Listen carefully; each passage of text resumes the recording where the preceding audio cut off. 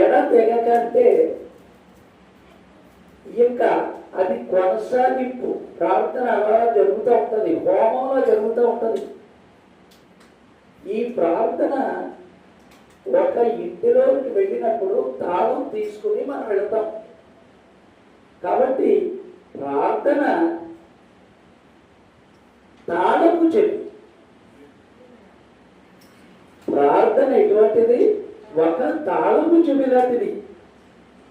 1వ రాజులు 8వ అధ్యాయము 54వ వచనములో సొలొమోను గారు ప్రార్థన చేశారు దేవాలయంలో. మరి ఆయన ఆకాశము తట్టు చేతులెత్తి చేతులు చాచి యెహోవా బలిపీఠం ఎదుట మోకాళ్ళూనుట మాని